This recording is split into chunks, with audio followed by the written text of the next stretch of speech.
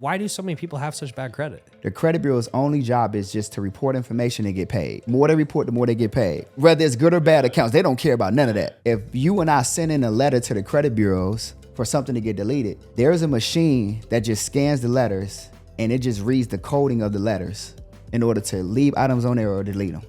3 different ways in order to get an account off of somebody's credit profile. Even if they've used credit for that thing. Yes. It's like a game. It's a right? game. I was just gonna say, like, bro, like credit is like a game. Deon, so thanks for coming to the show. Can you introduce yourself as if someone was introducing you? Dion Coopwood from the south side of Chicago, born and raised. Currently residing in the state of Georgia. Father. I would consider myself at this point a philanthropist. I love to just give money away. A spiritual individual, a leader, a lover, husband of a wife, 3 kids. Wow, amazing. Individual who takes care of his mom, who prides himself on family first, and just somebody who just loves loving on the people. I love that. Yeah. What's a little bit of your background? I'd like the listeners to kind of hear a little bit of your background before we get into what you do now. Yeah, I was born and raised in Chicago. I went to college. Didn't really know that I was going to go to college. I'm not from an era of college is a thing. I'm the first person in my family to go to college and graduate. Wow. Yeah, so that was probably like a big step for you and your family. Were they super proud of you? Super proud, because you know the way society has it. It's like you have to go to school, graduate, get a good job. Right. That's the way that it is. Because I'm an '80s baby. I was born in the '80s, so with that being said. Yeah, man, I grew up. I didn't know I was going to go to college. I ended up going to college playing basketball. And no way, did you? What position? Guard. Nice, I love it. Played for Southern Illinois University. Played in the Sweet 16, too. No way. Absolutely. How was that? Bro. Crazy. Electrifying. I can imagine the stadium and just going through there and all the stuff they do with this. Dude, it's crazy. Once in a lifetime? It's almost like being in the NBA or something crazy like that. Like, it's people screaming, people drunk. I mean, it's out of control, bro. Like... And it's super intense because that's the biggest stage that you'll ever play on. I remember the days. I wish I could still jump the way I used to. Yeah. But can't do that. That was one of the reasons I pursued football, because no matter how much I tried to jump, man, it's just the white boy can't jump. You know the drill. Yeah. So yeah, man, I went to college and that was fun. Man, did real good in college while trying to balance playing basketball. I was on the dean's list. I graduated with my degree in sociology. And as crazy as it may sound, I never used my degree. It was in what? Sociology. Yeah. It's rare you hear an athlete have good grades, because I played Division I football, and I played with a couple of guys who went in the first round of the NFL draft, and some of it, like, it was odd for me not to pursue school, and you get there and some of the athletes, I go, man, bro, if you don't go pro, you're fucked. Yeah. I don't even think sometimes that athletes are dumb. It's just if they're really good athletes, it's almost they'll just get pushed through because they're just like, hey, as long as he's on the field, as long as he can play, we're good to go. So I think you being on the dean's list, that's very rare, and also playing at a high level. Yeah, at Southern Illinois University, we pride ourselves on graduating athletes, and so we had a really good athlete to graduation ratio, and so obviously being able to contribute to that, my coach was proud about that. But me hearing you play at D1 and me playing at D1, that's just it's common, bro. Like you see people that are high level entrepreneurs. Like you said, when you look at the track record before you talk about what a person did, that's really who they are today. Like when you look and you dig and you peel back some of those layers and you say, what did they do before who they are today? And what they did actually is a really good example of who they become now.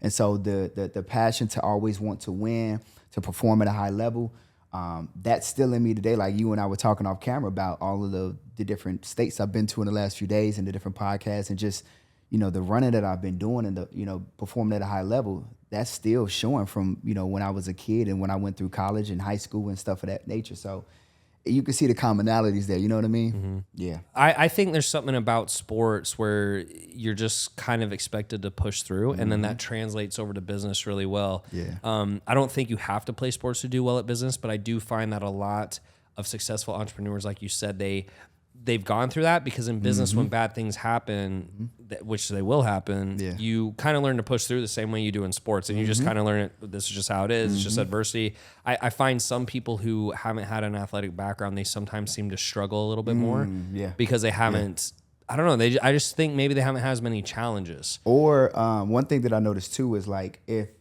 either successful entrepreneurs did one or two things, either they played sports at a high level or at some nice level, or they were in some kind of maybe door-to-door sales. Door-to-door, yeah. So I did door-to-door sales as well. I did door-to-door sales too, bro. That's what I'm saying. Like I knew it. Like I knew it. Like I did when I graduated, I did have a job. I can't lie about that. But I only had one job out of college. I did that for 8 years. I sold cell phones. Wow. So I was in sales. I was the number one rep, number one store manager. I was crushing it. But right after that, for 6 years, I did door-to-door sales. Bro. What'd you sell door-to-door? I started off teaching financial literacy, was life insurance and retirement planning. And then after that, I sold solar door-to-door sales. Ooh, okay. Brutal. Yeah, those are brutal. Those are long sales cycle. And then I was like, what happened was when I was selling solar, in order for people to go solar, they had to have a 650 credit score. And so then I started my credit repair company inside of the solar company to fix their credit to get them to go solar. And I was like, you know what? People are gravitating more towards me because I was already in that financial literacy sector. Right. And I was like running after people to try to get them to go solar. So I said, you know what? Nah, let me go back into financial literacy, but let me just focus on this credit piece. And then that's how I got into credit and got to where we are. I love today. it. Okay, cool. So that's a great segue. When did you start doing what you do now? And then explain a little bit about what exactly you do. Yeah. Right before the pandemic, I transitioned out of selling life insurance and retirement planning, and I started selling solar.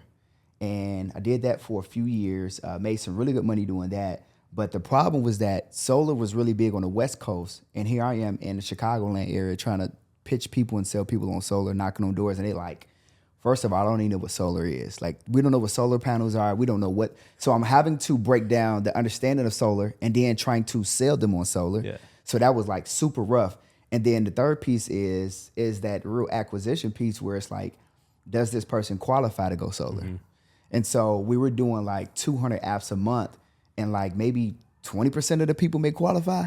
And so it was like, wow, it was that low. It was that bad. What did their credit score have to be? 650 or better. Wow. Yeah. You know, actually though, now that you say that, yeah. You know, my parents, you know, I grew up and they had good credit, et cetera. Mm-hmm. And when I did door to door, I went and did security alarms in Alabama. Mm-hmm. And I guess now that you mention that, I didn't realize, because we would run kind of soft credit checks, how many people have horrible credit. Yeah, bro. You know? Yeah. And so why do so many people have such bad credit? They don't understand it because it's not taught. Like it's not taught in grammar schools, high schools, or college.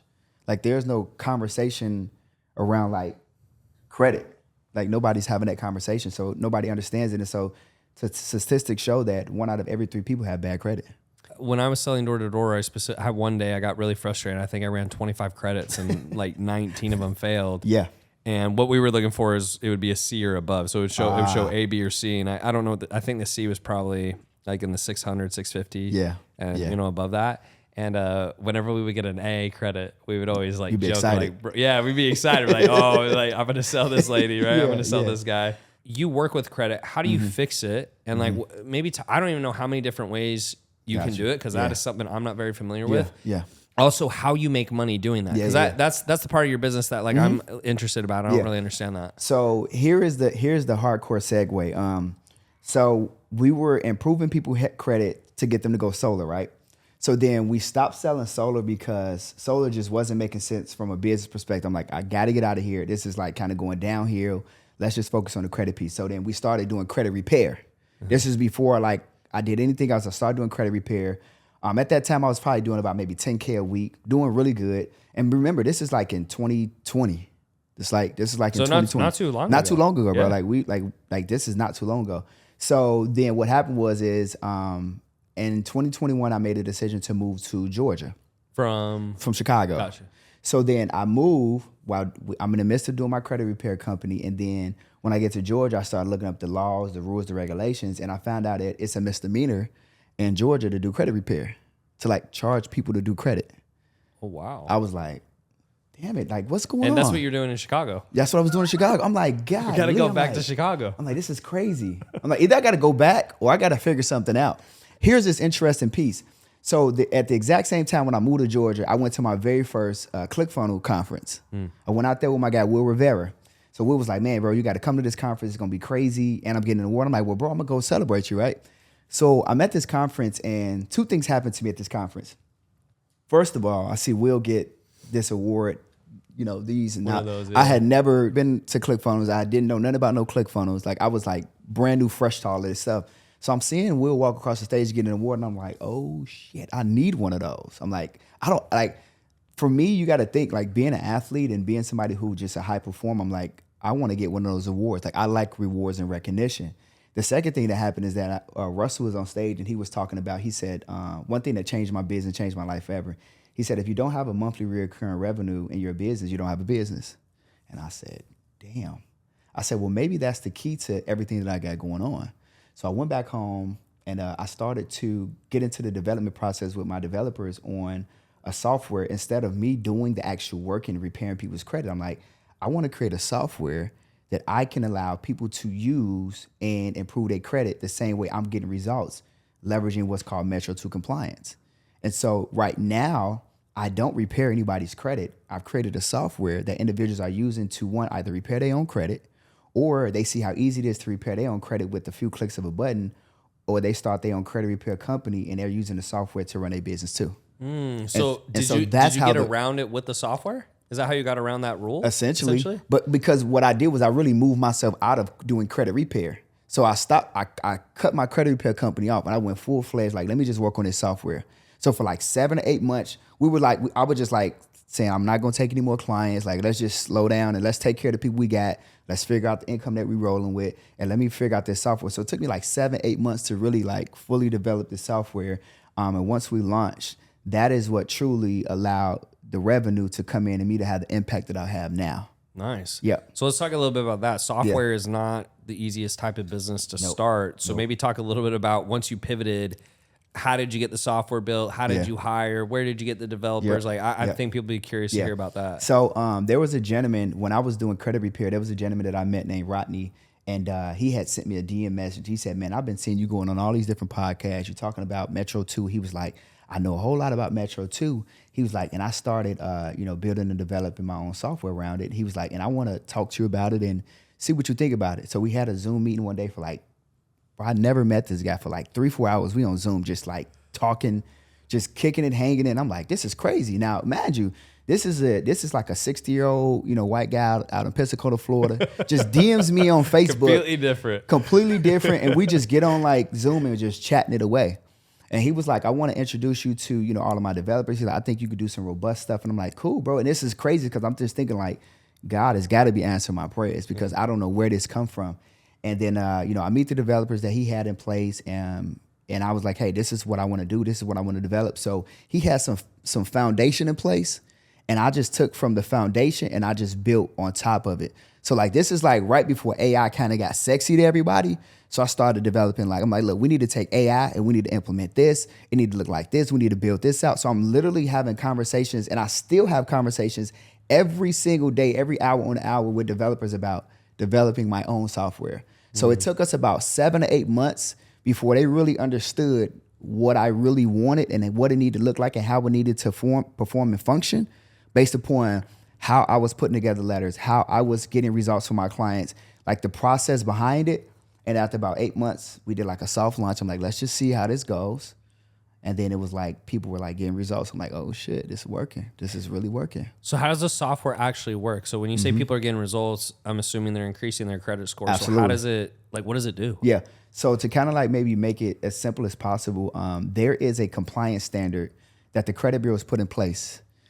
They put this standard in place, I could definitely say in the 1800s. But here's the reality. Most people just didn't understand it, right? So then they launched it again, 1900s. We talking about 50s is when people really started to understand credit. That's when people really start to use credit, start to understand credit, start going to the banks and leveraging credit. Right around 1997, they came out with a compliance standard, the credit bureaus, called Metro 2 compliance. Well, it wasn't even called Metro 2, it was called Metro compliance. And then right around like 2015, they relaunched it, and now it's called Metro 2 compliance. This is a compliance standard that the credit bureaus put in place that states that any account that's on any consumer's credit profile, it must meet a compliance standard of reportability to even be there. Nobody knows this. Like even people watching, they're gonna say, what the hell is this guy talking about, right? Like they say, like if things that we should know, like it's like the more you learn, the more you can earn. And it's like knowledge is really power. So like this compliance standard, like most people who do credit repair, they're doing what's called factor disputing, where they look at a person's credit profile and they'll look at any information that's inconsistent. So like when you're looking at, like, let's just say if you went and got a car and whoever, let's just say GM Financial financed your car, the date you open an account across all 3 credit bureaus has to be the same. Otherwise, you can challenge them and say, I want that deleted. And what's the 3 credit bureaus? It's TransUnion, Equifax, Experian. Ah, I got you. Okay. Those are the big 3. And so you do have secondary credit bureaus that, you know, they are responsible for collecting data. And then the 3 credit bureaus go to those secondary bureaus and they get the information from them. Got it. So like if you did let's just say you did an auto loan with GM Financial, then you may have CoreLogic who will handle that account. And then TransUnion, Equifax, and Experian will say, hey, CoreLogic, did Tanner get an auto loan with GM Financial? And they'll say, here's the file. And then they'll report the file to your consumer credit profile. That's how this works. So most people are trying to get stuff pulled off their credit report, essentially, right? Okay. And then so what's the difference with what you're doing? Because it sounds different. Yeah. It's essentially the same. It's a little bit different, whereas the approach in order to get items removed off of the credit profile is different from the way people normally would use it in order to get items deleted. So give you an example. There are right now, let's just call it 3 different ways in order to get an account off of somebody's credit profile. 99% of people use what's called factor disputing. You got a very small percentage of that other 1% that use what's called consumer law. So factor dispute says, is all the information across the board for all 3 credit bureaus for this one account the same? If it's not, you can challenge it to get it deleted. Consumer law says even if they've used credit for that thing. Yes. That's so interesting. That's crazy, right? Yeah. I'm gonna break this stuff down in this, and it's crazy when you think about like how this stuff really works. It's like a game. It's a game. I was just gonna say, like, bro, like credit is like a game. Then you got consumer law, which says you violated my rights based upon however you reported this account. I want you to delete it. Then that other piece that I'm teaching everybody is Metro 2 compliance, which says that if an account doesn't meet compliance standard, it can't even be reported. Got it. So we get the best results. So what I did was when I created this software, I said, I want this software to have Metro 2 compliance inside of it mixed with artificial intelligence so that the software could continue to learn how we're getting results. It can judge the efficiency, it could judge the effectiveness, and it could continue to develop itself without me having to go in and make updates all the time and make the changes, unless it's like what I've been doing lately, which is UI, which is user interface experience, just to make the software a little bit more better from a customer service experience, just so that they can navigate better. But as far as the learning of it, is learning itself. And then what it's doing is saying, hey, these accounts don't meet the standard of reportability, so delete them. So now here's the thing. This is how we said it is really a game. When you look at how an item is challenged to get deleted off your credit profile, there is no human involvement, technically. So when you think about the 3 credit bureaus, you think there's staff, there are people working there, there are things that happen. Somebody got to figure something out for me, right?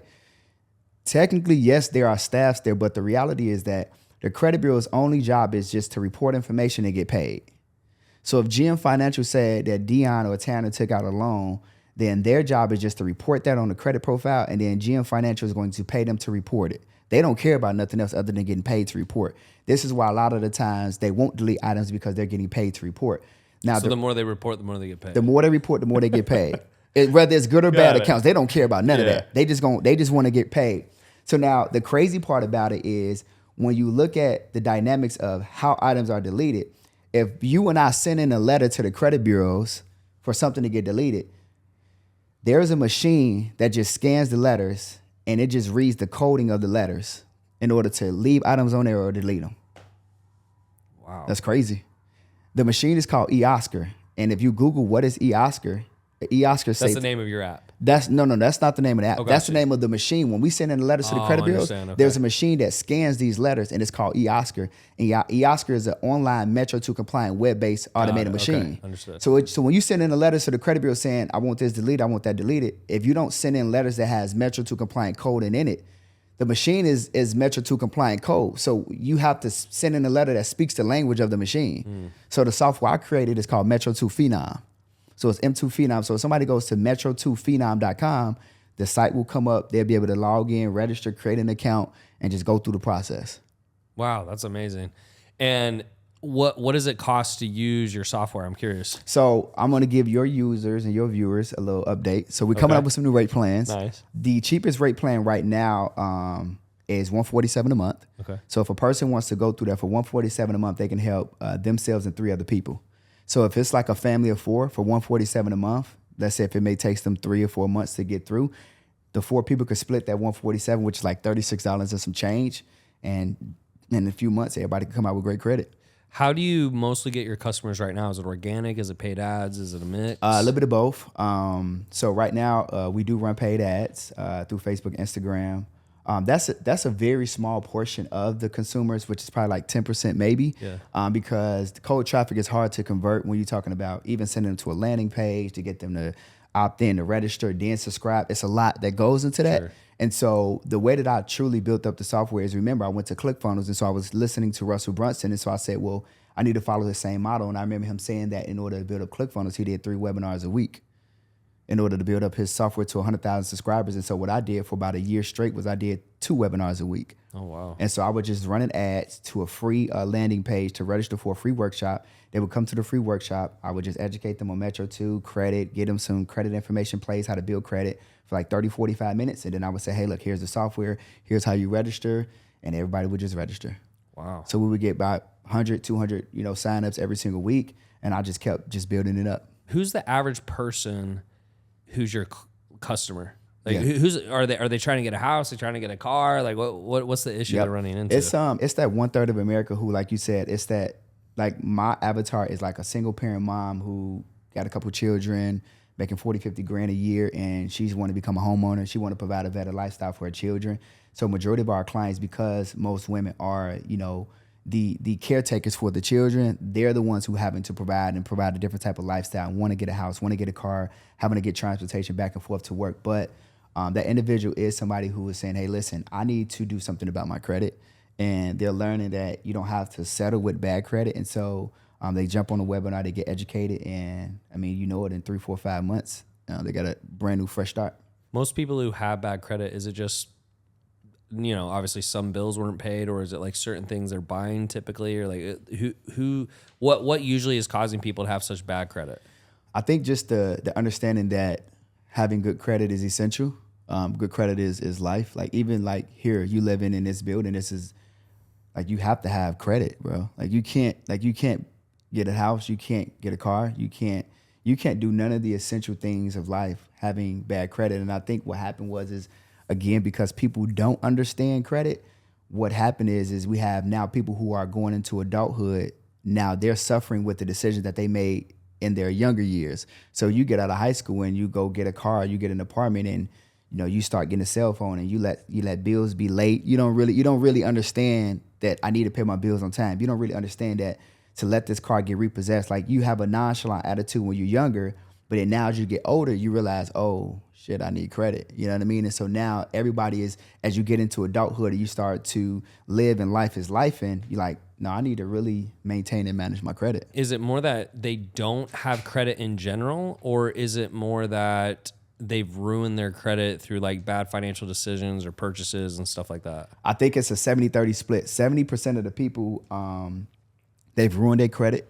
30% of those individuals just don't have credit at all. So and thank God I'm a really good person, but that small 30% of people who come and say, hey, I need credit repair. Like, when I was doing credit repair, I would say, let me look at your credit profile. So 3 out of every 10, I would say, bro, you don't need credit repair. Like, there's nothing negative or derogatory about your credit. You just need to know how to like build credit. Like, you need to go to a credit union. You need to open up a checking and a savings account. So they just didn't have a lot in general. Like, you just don't have no credit at all. Like, you've never owned a car. You've never put no bills in your name. Like, you just been coasting by life. You know what I mean? Like, so this is somebody who's probably still living with mom or dad, still just trying to figure out life. And now they're like, hey, I need to use my credit, but they don't really have no credit at all. That's super interesting. Yeah. I think for me, looking back, I didn't have a credit card till I was about, I want to say almost 25. Okay. But since then, now it's like really good. But I've been, and then obviously I started building my businesses, and I was using it like crazy, like on Facebook ads and stuff like that. See? But yeah, it's kind of wild to see that. So that's really cool. And the software play is a pretty unique, I would say, to my audience. I mean, there's some people who do it, but it's a harder play. It's hard. But it's if you can pull it off, it's definitely one of the best companies out there. Yeah, one of the my merchant account company, shout out to Deposit. The owner, she said, her name is Patricia. She said, Deon, she said, in all of my years in being in the merchant services, she said 21 years, she said, I've never seen somebody come in and create a SaaS and have as much success as you've had. She said most people, they come in and they think that it takes, you need some big building and 40, 50 employees and, you have to do all of this marketing, advertising. She said, and you do marketing, advertising very well. She said, but for you to be doing this out the comfort of your home, you got a small team of like 7 to 8 people. She's like, and you're crushing it. She's like, and you have sustainability. She's like, you've been doing this for years consistently. Like, she's like, and I've never seen something like that. She's like, the SaaS game is difficult. It's difficult to get started. She said it's difficult to maintain users and subscribers because, and subscribers, the average lifespan is like 3-4 months. Yeah. But like, she was like, no, and I said, well, the thing is, the difference I said is that when you look at credit, there's no real true timeline on when you are going to get items removed off a credit profile because it's like going to the gym. We go to the gym, it's like, I can't, at month 2, 3, 4, it's not that we're all going to get ads at the same time. It just doesn't work that way. Like we have to continue to go till we get ripped, until we get shredded. So, going through that credit repair process is the exact same. I said that then what happens is I said that people see how easy it is because you can do this with a few clicks of a button. Then you want to help other people and you want to make money too. So then, like, when you look at our users, we got like 60 to 70% of our users, they're lifetime users because now they're running a business off of my software. Similar to Russell Brunson, where, we were running businesses through using ClickFunnels. Like, why would I leave? Like, those funnels are working. Like, it's converting. Like, it helps me run my business. So why would I use? I'm a lifetime. You see what I'm saying? Yeah. So now I built the same type of model where people are using my software to run their credit repair business in order to make money and help people. That's super interesting. So let's say I had bad credit. I use your software. I fix it. Why would I keep paying for it? You wouldn't. The only reason that you would keep paying for it is if you decide that I want to start helping people and make money doing it. Okay. So would you say that's a larger portion of your customer base? 60 to 70% of them. Interesting. Wow. So it's kind of become like almost like B2B then. Yes. Wow. And that's going to be better for the long haul anyways, because they're going to stay on much longer, obviously, because they have to use it to run their business. Yeah. Like you got to think, bro. It's like, when you think about entrepreneurs and who we are in generating revenue and making money, for me, having a SaaS and being able to create, monthly recurring revenue, it's been a game changer for my business. Like when I wake up, like right now it's the first, and I'm like, I'm cool. Yeah. Like I'm like, all right, cool, bring it on. Like it's it is what it is because I know that the money is going to come, revenue is going to get generated. And I just have to continue to, do what I do and educate people on the product and the service itself. Yeah, I think most entrepreneurs stay away from it because it's the building. Like, like a consulting or coaching or whatever, like, it's very quick cash flow, but it's very hard for retention because once people get information, usually they're out. They leave. But so I think credit to you is that's a path most people don't take or they fail at, right? They try to build SaaS and they struggle and they don't have the right developers or they don't meet the right person. But I definitely think it's one of the best businesses. And if you look at the richest people on earth, typically the billionaires, usually they're going to be in some type of tech or SaaS. They're going to be in private equity or they're going to be in some type of hedge fund. Yep. I saw on your social media, you were talking about, you were flying around on Emirates and you said it was free, and I'm assuming that's coming back to the credit. So like, I got to know how I can get on Emirates for free with the credit stuff. Man, one of my business partners is Chase. Okay. Chase, Discover, I use them all, man. American Express. The subliminal message to the people was essentially is that because I don't use a debit card and I use my credit card for everything, and I get all these cashback and reward points, I can then transfer my points to Emirates and I can fly wherever I want to fly for free and get free hotel stays. So like recently, like me and my wife and family, we stayed at the Waldorf Astoria and it's like, I just used my points. Like I didn't have to, so Waldorf is a part of like a Hilton a chain. And so I go through the Hilton app and I got all these points and I'm like a platinum member. And so then because I've, used my Hilton credit card and went so many places and spent so much money, I got all these points and those points would just transfer into free nights. And so I'm like, okay, cool. Well, let me do 3 nights, 4 nights stay at the Hilton, at the Waldorf Astoria who was a Hilton chain. And I'm like living for free a lot of times. But so for Amex, for example, I use a lot of American Express and they have, they have their own website, like Amex.com. You can go on there and you can, use the points that way. Is it better if you transfer the points? So meaning if for Emirates, if I want to fly there, I take the points from Amex and I move it over? Yes. Okay. Because they'll give you more for your money. So like, let's just say if you went to the Amex port and you bought a flight, they'll probably give you like dollar for dollar. Right. So it's like, all right, cool. If I got 10 grand, I can spend 10 grand. Whereas Emirates may say, you know what? We run a promotion. We'll give you, 3 for 1. So your 10,000 be 30,000 with us. What's up? Is it complex to transfer it? Like no, simple. How do you usually transfer it? Are you transferring on like the Amex side or Chase side, or are you transferring on the other You one? You can call in and transfer. There are different websites. You got like millionmilesecrets.com. Yeah, there's a lot of sites that you can go and you can see who's running promos, who's the best to transfer.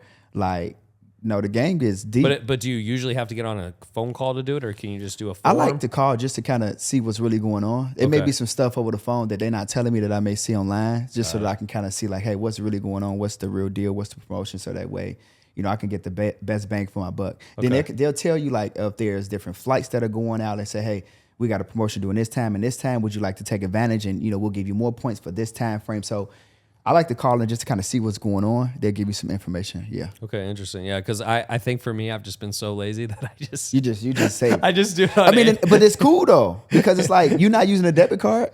Like you got to understand, like us using credit and getting cash back and more points, that's not common. Like most people aren't using credit cards. They're using debit cards and they're not getting any cash back. They're not getting any reward points. And so it's like I tell people all the time, like if you're not using credit cards for everything, you're stealing from yourself.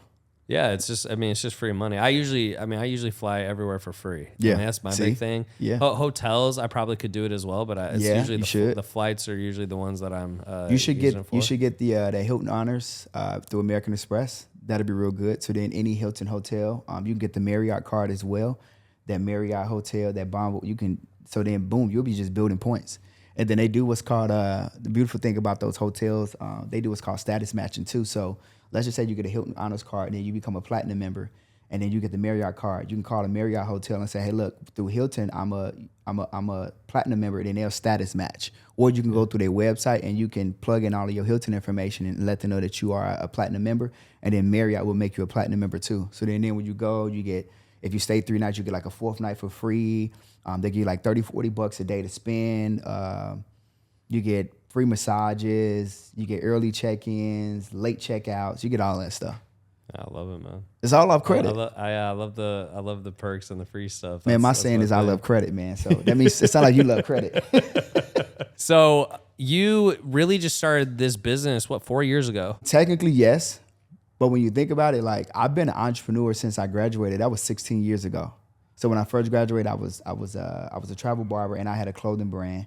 That was all while I was working a job. And then when I left my job, I did life insurance, solar, and then I just ran and fully transitioned to credit. But it was just like, I hate to just tell people like, yeah, I've been doing this 4 years and you can do it too, because I think that's kind of like a misconception. But I think that now things have changed, because when I was getting out of college and coming up 16 years ago, the internet wasn't the internet. Right. Yeah. Like, I couldn't get a mentor. I couldn't get a coach. It wasn't free information.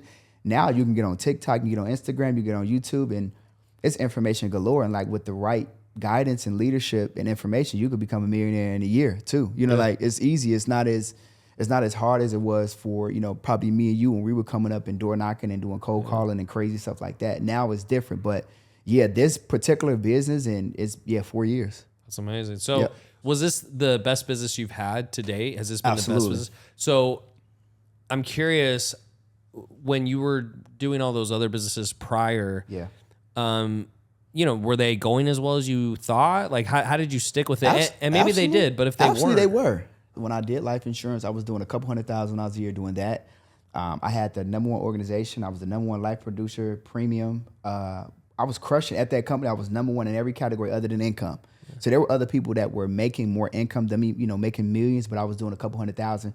But even then, like 80 to 90,000 was in what's called residual override. So I had like a team and I had an organization. They were writing life insurance policies too and doing retirement planning. So I would make money off of everything that they were doing. So it was good, but I just started getting burnt out. Yeah. Like I was just getting burnt out, and I was like, dang, I don't know if I could keep just withstand. This is tough. I'm like, this is tough, man. I don't know if I can keep doing this. And then when I was doing solar, it's like I just was selling something different. So I was still having to cold call. I was still having to go to houses, do presentations. And I was still having to like grind and sell people. And so, we made millions of dollars doing that, but it was just like, it's like it was still a grind. I was like, there's got to be something better. And then when we were doing the credit repair, income dropped a little bit. But I was like, I like the feel of this. It's different. And I'm like, people are changing. I'm changing people's lives. And remember, I said, like, I love helping people. And so it gave me more of a fulfillment in what I was doing. Like life insurance is like, it was like I was selling it, but the people couldn't see any results. Like you gotta die. You know what I mean? Like it's like shit. You know what I mean? So it's like that's a hard sell. It's rough. That's a weird conversation. So you can't really see no instant gratification. You can't see the results in that. Yeah. With solar, it's like people were like when they went solar, it took a little while for it to transition and to see like, okay, now I don't have an electric bill, but I'm still paying this solar panel system off. So it was like it's a weird situation there. So there's no real gratification there. But then when I was like doing credit repair, it was like people were like, yo, my credit score went from 600 to 750. And I just went and got a house and I got a car. Oh, and people happy. And I'm getting these, oh, thank you for changing my life messages. I'm like, oh, yeah, nah, this is the one. I like helping people. This is the one that's changing the game for me. And so now that I'm able to do it through the software at a larger scale, because you got to think like, right now I got like 17,000 mentees. And it's like, I'm going to show you this here. Yeah. And so it's like the results are coming in by the day. And I can't stop them, which is a beautiful thing. And I'm able to do what I was doing, but do it on a larger scale because I don't really have to do the work. The software is essentially doing it, but people know where it came from and they know why the results are where they are. But I'm gonna show you like one of my groups that I got. Yeah. So if you look here, this is one group that runs every single day and it's just results. See how many people are in there? Just from the software? Yeah. How many people is in that group? 15,000. 15,200 people. Yep. And it just, people just like look at this right here. This guy just said, just got a client, 5 collections removed with 192 point increase. Yeah, and the cool thing is, what I like about software too, if it works well, is that there's not, you can't really get bad results, right? Like it's in consulting or coaching, someone's gonna get a bad result because they're not as skilled as the next person. But if you have a good piece of software, everyone gets the same results and it spreads word of mouth and everybody's happy. I'm sure you still get some BS, but I think it's a lot less. Yeah, we get BS and it's very few and far in between, but the BS that we get is the people that just don't have patience. Right. Like you took the last 6-7 years screwing up your credit and you want to fix in like 7 days. You're like, bro, this is not how this works. Like you got to have some patience and like, just like, you know, just be cool. Like work the system is going to eventually work. Like somebody had put in this group the other day, they was like, hey man, it took 8 months, but hey, I got a $17,000 auto repossession deleted off my credit profile. Oh, here's it right here. Look. So look, this was 1 day ago. They said, sheesh, after 8 rounds, finally got my car charged off, deleted 17,000. That's crazy. So it's like this person went, 8 months. So let's do the math on that. So if we do the math on if they use the software 8 months times 147, they spent $1,100. Yeah.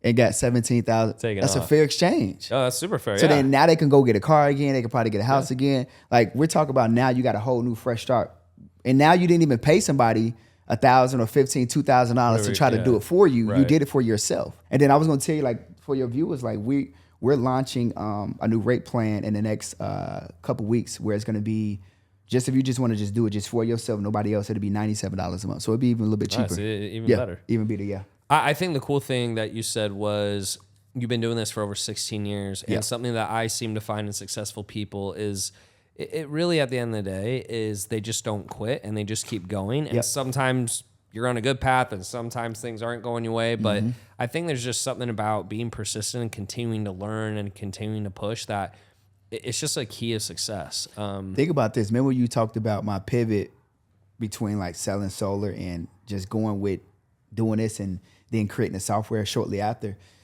There was a time, man, where I took out a loan to pay my mortgage. Wow. You know what I'm saying? So it's like, the road to success is not what it normally looks like. It's not linear. It's very up and down. It's up and down. I don't know what the other word for up or down is, but it's all of that. It's all of that stuff, man. I've been through a lot. I've been through a lot of trying times. Like even when I first went into entrepreneurship, leaving my job, I didn't have no money saved. And man, my first 6 or 7 months, and this is why I really love credit, is because like I had $40,000 in credit, right? Yeah. And I lived off of that for like 7 months, bro. Like food on the table, paying my car note, paying my mortgage. Like I even paid child support like at that time with my credit cards.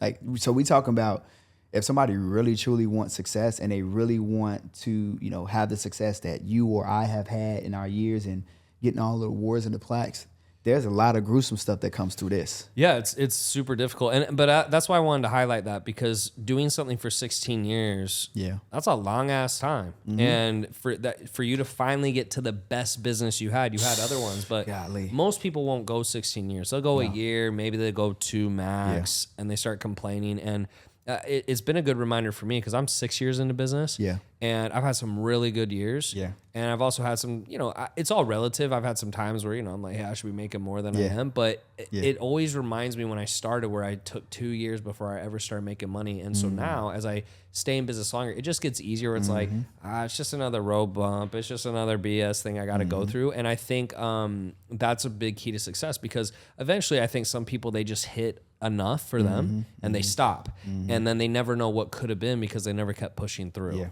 Yeah, that's so good. What are some non-negotiables for you, if any, that you've done that you feel have made you successful? I will not do anything that does not allow me to help people become the best version of themselves. I will not sell something just to sell something. Like, I'm not just a push a product and then be gone with the wind type kind of person. I want to do something that will always help put people in position to become the best version of themselves, win at the highest level, and achieve more in life. So if I'm doing it and it doesn't involve that, I'm not doing it. Like I have a lot of people who try to hit me up and they want to do partnerships, or they want to do JVs. And if I look at the business structure and if I look at what they're offering and what they're selling, and I'm like, oh no, I can't get with that. Like, bro, you just out here just peddling. Like, just like, so I don't want to be involved in anything that seems weird, that'll make people feel weird, or that'll seem scamish or just weird. Like, I don't want to be a part of any of that. Like, I want to really truly provide value to people. So if I can't provide value, I don't want to be a part of it. That's a no-go for me. I can't do it. Are there any specific books or mentors you've had that have really helped push your career? My wife, shout out to my wife, man. Love her to death.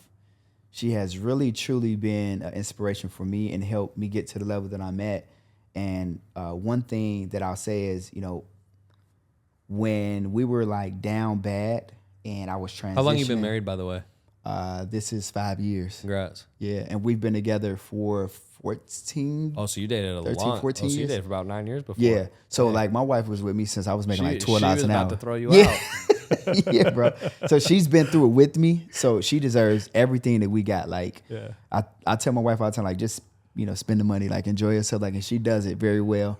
Of course. But it's like when we were like going through the struggles, and like even when times were bad, like that was the first time that I paid a coach or a mentor. So like right around the same time while I was taking out loans to pay my mortgage, I'm like, yo, I'm about to liquidate these credit cards and I'm about to pay a coach. And I'm gonna pay this dude like $50,000 to coach me. And then it was like shortly after that, I started making money. And I'm like, oh, yo, we made our first $1 million. I got to get another coach. And then I paid that guy $150,000 a year. So it was like, yo. That's a lot, man. That's a lot. Yeah. That's a big number. I think some people are complaining about 10K. But the same person helped me make $1 million in a day before. Yeah. So it's like, like fair exchange, there's no robbery. Price is only issue in the absence of value. So the value is there for sure. And so right now my current mentor is Myron Golden. And Myron's awesome. Yeah, he's great a beast. Speaker. He's a beast. And what's crazy, being in business as long as I've been in business, I feel like I paid Myron to coach me because I just needed that continuous, like he coaches how I coach. We coach from like biblical principles. Yeah. And so it's really like that foundation and the core of who we are as individuals to help get people to that next level. And so I just wanted to continue to learn how to do that and learn how to continue to talk to people in a manner, in a way that which they need to be talked to, so they could truly understand who they are. But like, Myron teaches, how to run challenges, how to sell from stage, how to make more offers. I know how to sell. I know how to make more offers. Like I was already good at that, because if not, that I wouldn't be able to get to this point, because in this world that we live in, either you buying or you selling. And so I've always been a salesman. And I've had my share of, buying things too, but I am a salesman at heart, because I feel like what I sell is helping people. But I feel like having a coach and having a mentor, without it, it's not possible to have ultimate success. Like I think that you would probably attribute a lot of your success to having not even just a coach or a mentor, but what a coach or a mentor does, which is they put you in an environment around other like-minded individuals, in an environment that allows you to not just survive, but actually thrive and actually hit that next level. Because now the conversation that we're having are the conversations that we need to have, the conversations that are challenging us as individuals in order to think better, to grow better, and become better. You've talked about family a lot and God a lot. What brought you into that being seems like a very focal point of your life, or a very important part of your life? Yeah, man. Shout out to my mom. I'm the oldest of four. And the one thing that my mom always did was she taught us about, just being spiritually grounded. So you grew up with it? I grew up in the church, with my mom, Mm-hmm. And so she always took us to church on Sundays, and that's something that just always stuck with me, having to put on, my best suit, whatever suit I had, and mama was packing us in the car, and she was taking us to church. Did you have to grow up in any type of rough environment or neighborhood? Like, did it feel terrible, like you were bro. kind of all by yourself and everyone was doing other stuff? I grew up in the city of Chicago, and very rough. I lost some friends at a young age. I've been around a lot of drug dealing, a lot of drugs getting done, a lot of gang banging. Yeah, man, it was rough. A lot of gun violence. That's how I lost a lot of my friends, and it was just a situation to where I was like, yo, this can't be life, but it was really life. And being the oldest of four, responsibilities was put on my shoulders at a very young age, because you got to think, I'm the oldest of four. In a household, my mom is trying to work a couple jobs to keep everything rolling for us. And so I had to be very mature quickly. And so, that environment plus, the role that I was playing, it definitely played a part in who I am today, and, the level-headedness and, putting God first, and then putting my family, right there, and just having a very good spiritual foundation helped me a whole lot.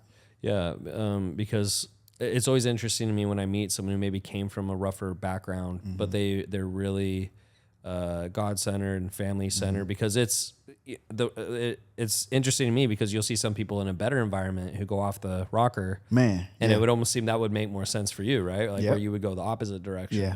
Yeah. Well, I can tell you this: a lot of people that I hang with now, they always ask me, they say, "Man, bro, like, why don't you act like the money that you have?" And I was like, "Bro, I'm just happy to be here." You know what I'm saying? Like, being raised on the south side of Chicago, to make it out and to be successful, that is like a dream. So I'm excited to be here. I don't have to party every day. I don't have to spend all of my money and act crazy, because, like you said, knowing where I'm coming from, I'm just more excited about the things that I am able to do, like, taking care of my mom now, and she's got credit cards. I'm like, hey, look, it's unlimited. Do what you need to do. Spend what you need to spend. It's all good. And it's crazy. Like, my current house right now, I built my mom's house in my backyard. You know what I mean? So it's like, she ain't got to pay no mortgage. She ain't got to pay no rent. Mm-hmm. She's got no utilities. She's set. And it's because of what she did for me when we were little. Now I'm able to pay it back, 10 times over. So, I mean, life is great, man. And I just, like you said, you would think that somebody would act differently, but I can't call it. I just think that it's the God in me that keeps me humble and keeps me just moving forward, because I know that too. When you get to a level like you and I are at, when a lot of people are watching you, you got to set an example. So it's like, if I act crazy, then it's just going to be more crazier people in the world. So I just try to, for the most part, keep my cool and just, stay as humble as I possibly can. How many kids do you have? I got 3 kids. 3 kids. 16, 15, okay, 5. So you've had them for a while. So mm-hmm. I think it'd be good for the listeners to hear a little bit about building businesses while having a kids. Oh, yeah. You've been with your wife for a long time. Yeah. So how do you manage that? Because, you can always say get done what you need to get done, but at the same time, like, you got kids, you got responsibilities. So I'm curious, like, how have you managed that over the years? Well, if people are doing math right now, they're saying to themselves, this dude's been running a business, working a job for the last 16 years, and his oldest is 16. Yeah. So day one. So the minute that I graduated in May, my daughter was born in July. So I'm just getting out of college, and I'm a dad. You know what I mean? Like you talk about somebody going from no responsibilities, playing basketball, Division I, living a life, to now it's real life. Like, you're not going pro. You're going to go back to where you came from. You're going to get a job, and you're going to take care of your kid, and you're going to figure this thing out called life. And so, man, I think that having a child and having to have responsibilities straight out the gate, It matured me very fast. And with that responsibility came a level of urgency that I probably didn't even know that I had. And so I immediately just wanted to make it just as much money as possible to be able to buy Pampers and Similac and do all of the things that I need to do for my kid. And it was like, I gave a basketball for my child, and it's like, I got friends now who don't have kids and they're running businesses and they're not even making as much money as I am. And they say, hey bro, I don't know how you, with a family, with a wife and 3 kids and a mom, I don't know how is it that you perform at the level you perform at. And it's like, people tell me, how do I balance? And I say, well, shit, I don't. Like there's no balancing this thing out. You just got to try your best. Like I'm here with you, and then when I get home, yeah, you crazy, bro. Your schedule's crazy. You know what I'm saying? I think it's crazy. You know what I'm saying? Like I woke up this morning, kissed the wife and the kids. Bye, daddy's gone. I'll be back tonight. And then my oldest, she went to Chicago, so she's flying in. So me and her, I'm gonna be flying in at 7. I'm gonna be sitting at the airport from 7 to 9, waiting on her to get there because her flight gets in at 9. So I'm gonna sit there for 2 hours. Then we're gonna drive home. I live an hour from the airport. We're gonna drive home, and then we're gonna figure this thing out for the weekend with the kids. And I mean, I'm just doing the best I can. And it's like I don't know failure. I don't know excuses. I don't make no excuses. I'm just gonna figure this thing out as best as I can because I know one thing: we only got one life, bro. We only got one life to live. We got one shot at this thing, and so my thing is why I'm here, why I'm able to move and have breath in life. I'm going to max this thing out. Some people will debate, I actually got into this the other day, it was kind of funny, but some people will debate, having kids, building the businesses, don't have kids until you built the business. Mm-hmm. It's hard to know probably, but yeah. Do you feel that having kids and having, you've been with your wife, for a long time, like, do you feel like that helped you or do you sometimes go, man, I can't, like, what would have happened if I didn't have those responsibilities? No, I think that helped me because if I didn't have those responsibilities, I think I would have been more relaxed. I think I would have been more cool about life, a little bit more slow paced. I wouldn't have been as urgent. I wouldn't have been I got to make it happen. I got to make it happen. And then I wouldn't have like my wife and kids and babies like looking at me every day like, what are we gonna eat? How are we gonna eat? Like it's like I got people depending on me. So I don't have a choice other than make it work. Like I can't go back and live, like even my mom, like I can't go back to my mom's house. She don't have a house. Like I gave my mom a house. So it's like most people, if they don't have, any type of urgency responsibilities, then they'll just be like, well, man, it didn't work in 2023. I'll try again in 2024. Well, it didn't work in 2024. I'll try it. No, bro, this got to work where it got to work. I can't not make it work because there are too many people that are dependent on me. So I think that if a person just let life happen and you got some responsibilities underneath your belt, I think that the sense of urgency and the performance will be at a higher level. Because also if you look at most successful entrepreneurs, most of them are married. They married and they got kids. And so I think that those responsibilities that they acquired allowed them to perform at such a high level because they're like, I can't let my family down. I can't let my kids down. I can't let my wife down. I can't let my husband down. Or, whatever the case may be, I think that that's the thing that drives us every day. And that's what drives me every day, my family. I love that, man. Yeah. Is there any question I should have asked you that I didn't ask that would really help the audience? Like, what's the question I should have asked you that maybe I missed? I think a lot of people, they don't really care about how much you know until they know how much you care. And I think that, one question that probably would have been good is just something around like, why is it that maybe you really do what you do? Like, and it's like the driving force, yes, but then like when you dig deep and you peel back a layer of the surface, for me is more so like, I truly love helping people. Like you can't do some of the things that high performing entrepreneurs do without really love helping people. Like, and then you can't even get to a point to where you make the kind of money that you make unless you really are helping people.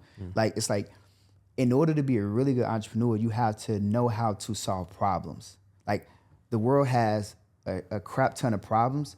The most successful people are problem solvers, where they introduce or they create something that solves a major problem. So the bigger the problem that you can solve, the more money you can make. And so when you think about what I've been able to create in the software, I solved a major problem. So you got all of these people, it don't matter if you red, white, blue, green, orange, yellow, no matter what color, race, color, creed. And if you're 18 years old, if you're having any issues with credit, you're like, I'm going to go use that because people are talking about it and it's going to solve my problem. It's going to help me become a better person. It's going to help me get my first credit card. It's going to help me become a homeowner. And so from that perspective, that's the only thing that I would have said. But no, bro, like you did amazing. Like the questions were spot on. I'm just hoping that somebody watches this and it truly inspires somebody to want to go to that next level, want to, stop procrastinating, stop making excuses, and says, you know what, I am going to, make this year the best year that I've ever had, and I'm going to do what I need to do what I need to do in order to become the best version of myself. I think that that's what it's all about. And if I can give anybody any advice, it would be to get a coach and get a mentor. Somebody who is performing at the level that you want to perform at and doing the things that you want to do. I don't care what the cost is, pay them whatever they want and listen to everything they say, be 1,000% coachable. If they say, come to my office and paint all of the walls blue at 10 a.m., you be there at 10 a.m. and paint all of the walls blue. There's a message in whatever they're telling you, because they may just be testing you, and then that test that you go through is going to become a part of your testimony, so that way when you truly become successful, you can tell people what you went through and what you had to go through, and eventually you're going to grow through what you go through. And essentially, that's really what winning and success in entrepreneurship is all about. For people who want to find more out about you or they want to use your software, like where's the best places they can go? All social media platforms at Mr. Phenomenal Power, Instagram, TikTok, all social medias. And then on Facebook is Dion Coopwood, which is my government name. You can Google me. You can find me on Google too. And then what I want to do for your audience is I want to give everybody a free copy of my Metro 2 ebook. And inside of this ebook, it'll teach them how to structure their personal credit profile the way that it needs to, so that way they can go out and become a homeowner, establish that dream car, get their first credit card, or get high limit credit cards. It's going to teach them all that. Then it's going to teach them about Metro 2 compliance, the software that I was put together. There's going to be a link in there as well. And so if anybody wants to take advantage of that, y'all can text Tanner, TANNER, to 855-487-5117. And if you want, you can put the link in the description, whatever. Yeah, bro. Yeah, it's perfect, man. Thanks for the share. Thanks for being on the show. You're the absolute man, dude. And keep being a light. I love your energy, very calm and appreciate collected, and you seem happy. I appreciate it, bro. So I don't know if anyone's told you that before, but you seem real happy, and it was a pleasure to have you on the show. Thank you, bro. I appreciate you. Man. Appreciate it, man. Yes, sir.